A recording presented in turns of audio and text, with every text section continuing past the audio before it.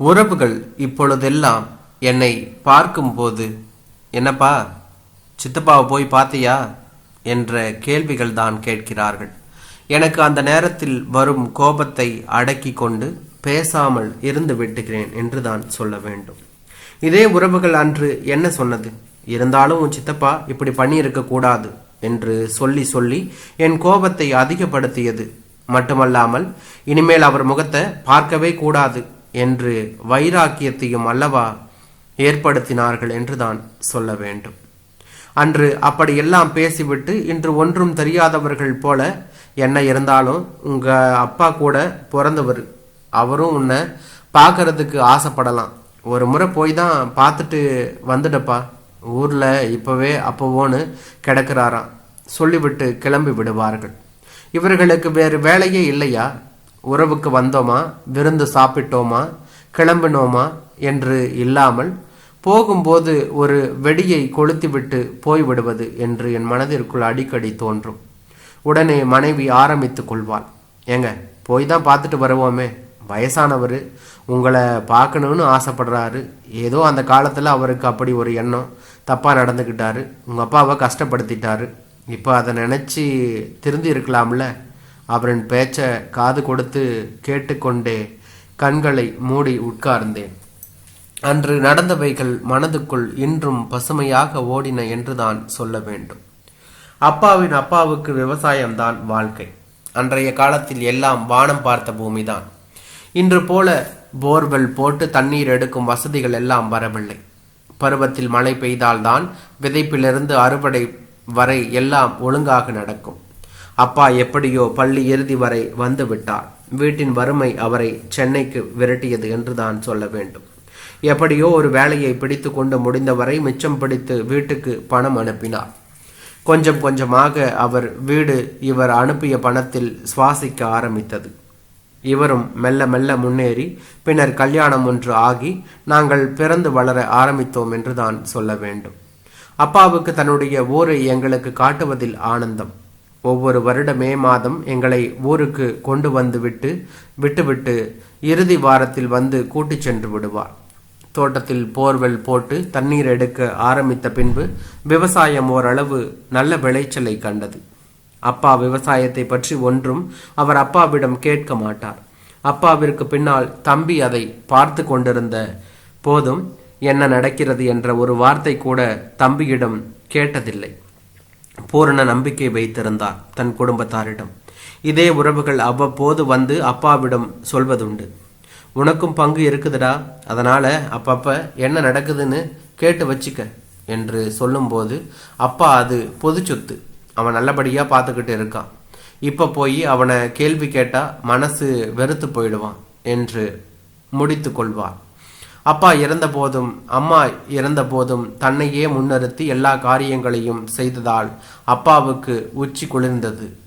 தம்பியின் கல்யாணம் கூட இவரின் ஏற்பாடுகள் தான். ஊரே தம்பி கல்யாணத்தை எப்படி நடத்தி இருக்காம் பார் என்று அதிசயப்பட்டது என்றுதான் சொல்ல வேண்டும். இவர் ஓய்வு பெற ஒரு சில வருடங்கள் இருக்கும்போது வீடு ஒன்று விலைக்கு வந்தது.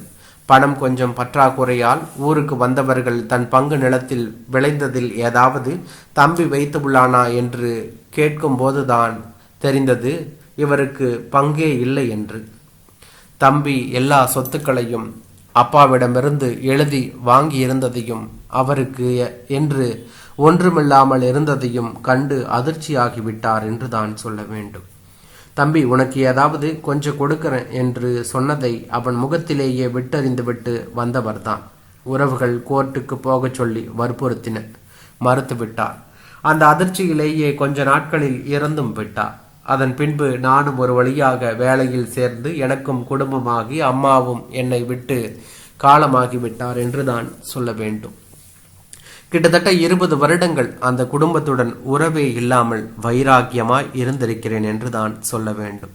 சித்தப்பனுக்கு வயதாகி அப்பவோ இருப்பதாக செய்திகள் வந்து கொண்டிருக்கும்.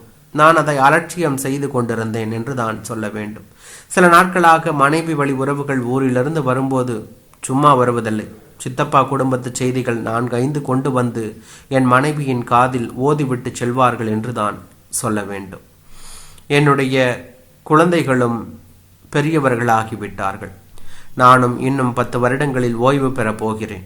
என் மனைவிக்கு கொஞ்சம் ஆசை. என் சித்தப்பா செய்த தவறை உணர்ந்து ஏதோ சொத்தில் கொஞ்சம் கொடுத்தாலும் கொடுக்கலாம் என்று அவள் மனதிற்குள் ஓடிக்கொண்டே இருந்தது.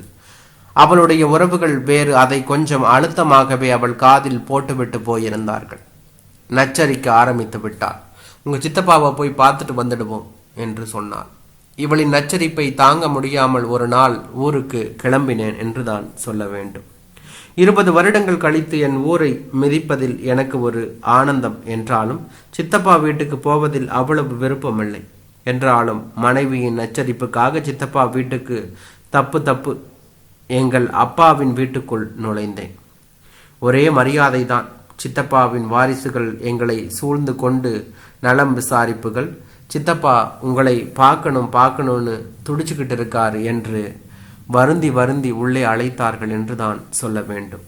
உள்ளே என் சித்தப்பா உடல் மெலிந்து அந்த நார்கட்டிலில் படுத்திருப்பதை பார்த்தவுடன் என் வைராக்கியம் எல்லாம் காணாமல் போய்விட்டது என்று தான் சொல்ல வேண்டும். சித்தப்பா என்று அவர் கையை பிடித்து கொண்டேன். அவரும் மெல்ல என் கையை பிடித்து கொண்டவர் சிறிது நேரம் மௌனமாக இருந்துவிட்டு எப்படி இருக்கிறாய் என்று கேட்டார். நல்லா இருக்கேன் சித்தப்பா என்று பதில் சொன்னேன். உன்னை பார்க்கணுன்னு துடிச்சுக்கிட்டு இருந்தேன் என்று சொல்ல என் சித்தப்பா என்னை பார்க்க எவ்வளவு தூரம் காத்திருந்திருக்கிறார் என்று என் மனம் கரைந்து விட்டது. மன்னிச்சிருங்க சித்தப்பா என்று மட்டுமே என்னால் சொல்ல முடிந்தது என்று தான் சொல்ல வேண்டும். மெல்ல தன் வாரிசுகளை பார்த்து கையசைக்க அவர்களும் ஓடி சென்று ஒரு பேப்பர் கட்டை கொண்டு வந்து அவர் கையில் கொடுத்தார்கள். எனக்கு அது நிலப்பத்திரம் போல தெரிந்தது. சித்தப்பா தப்பை உணர்ந்து விட்டார் போல இருக்கிறது.